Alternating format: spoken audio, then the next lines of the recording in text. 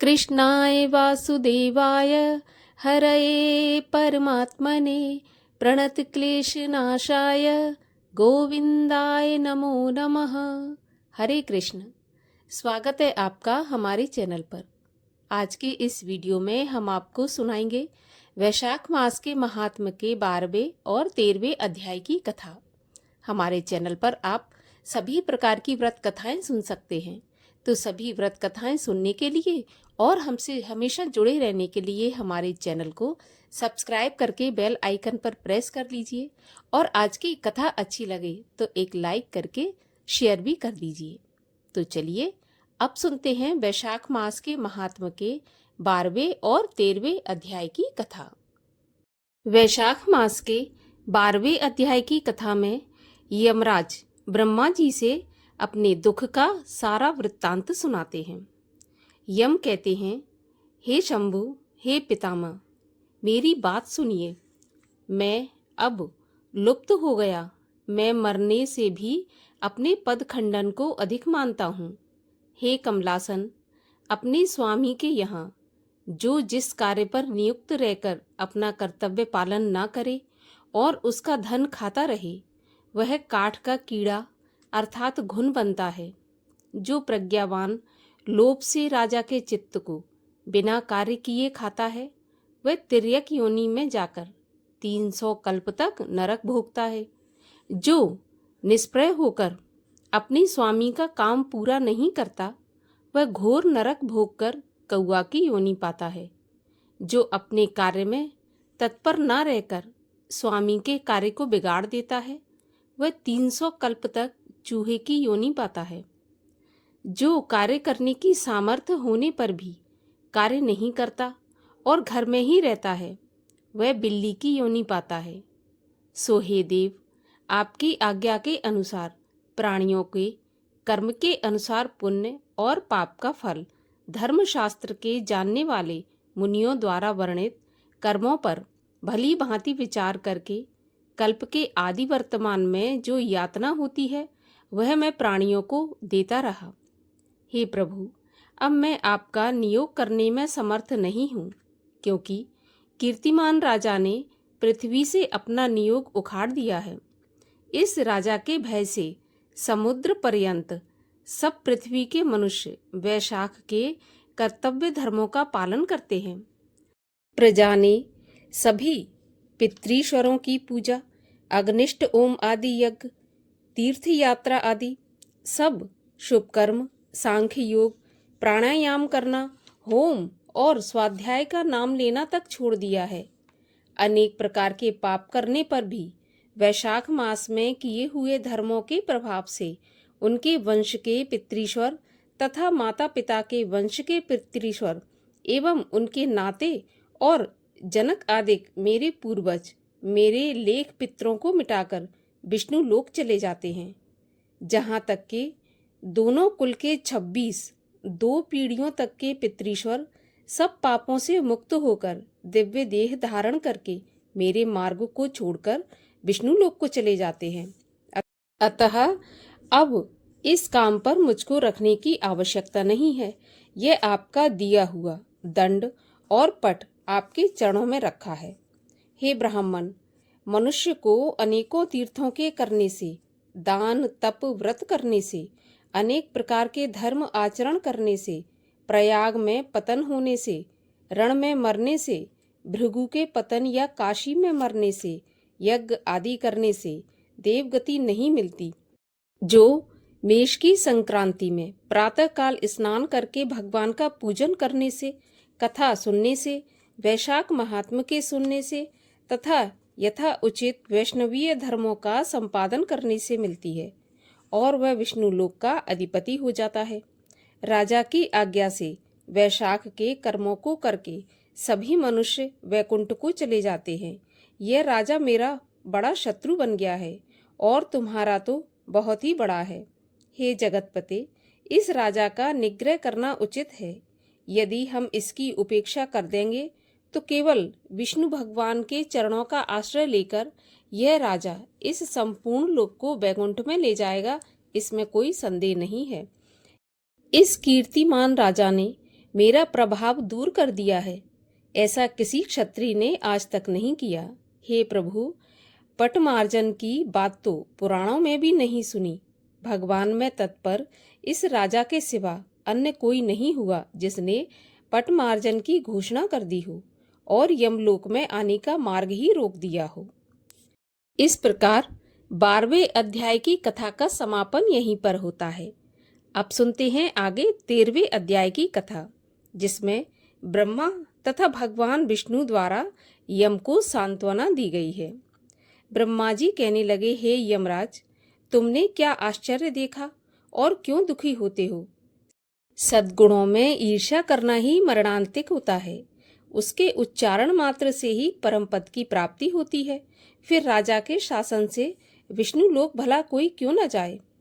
जिनकी जिह्वा के अग्रभाग में हरि के ये 2 अक्षर विराजमान हैं और जो विष्णु भगवान को नित्य प्रणाम करते हैं, उनका स्मरण करते हैं तथा उनके गुणों का अनुवाद करते हैं, उनको अश्वमेध यज्ञ के समान फल मिलता है। उनके संपूर्ण पाप दूर हो जाते हैं, भगवान प्रसन्न होते हैं और परम पद विष्णु लोक को प्राप्त करके सायुज्यता प्राप्त करते हैं। यज्ञ करने वालों तथा कुरुक्षेत्र या सरस्वती में स्नान करने वालों को तो फिर से जन्म लेना पड़ता है, परंतु वैशाख मास में जो माधव भगवान के प्रेम पूर्वक धर्मों को करता है, उस पर विष्णु भगवान प्रसन्न होकर सदा उसकी सहायता करते रहते हैं।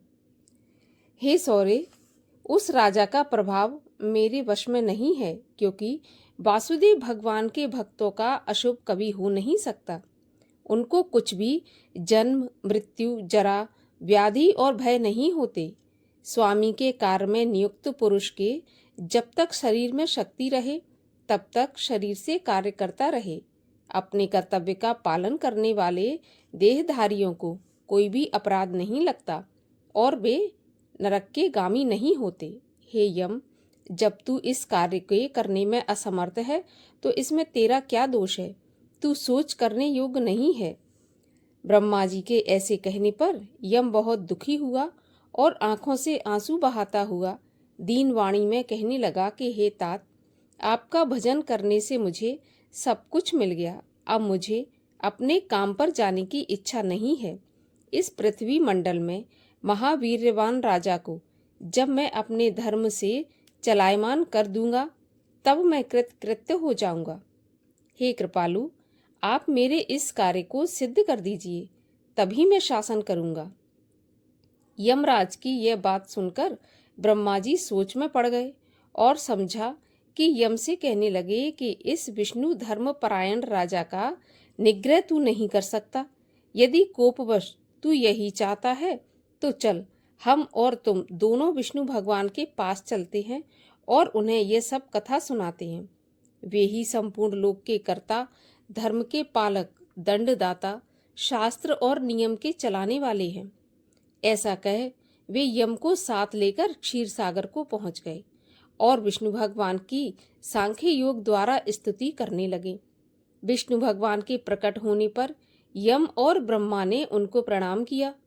जब विष्णु भगवान ने उनके आने का कारण पूछा तब ब्रह्मा जी बोले, हे प्रभु, आपके श्रेष्ठ सेवक राजा के शासन में सब मनुष्य वैशाख धर्मों को करके आपके विष्णु पद को प्राप्त करते चले जा रहे हैं, जिस कारण यमपुरी पापियों से शून्य हो गई है।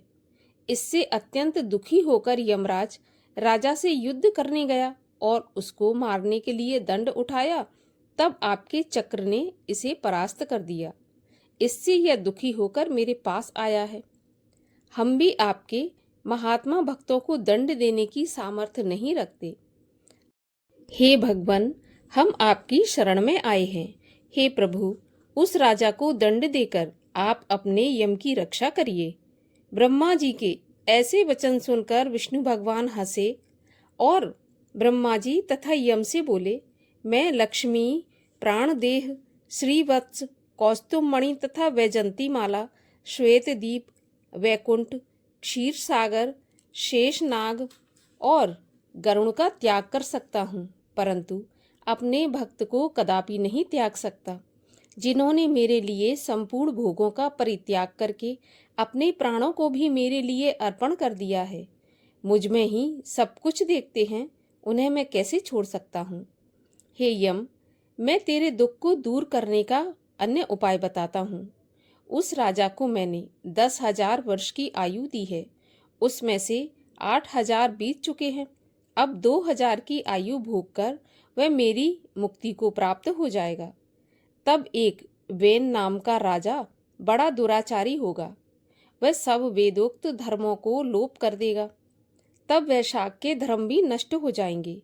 जब अपने ही पाप से वेन राजा दग्ध हो जाएगा, तब मैं पृथु का रूप धारण करके पुनः धर्म की स्थापना करूंगा और वैशाख के प्रख्यात धर्म मनुष्यों से करवाऊंगा।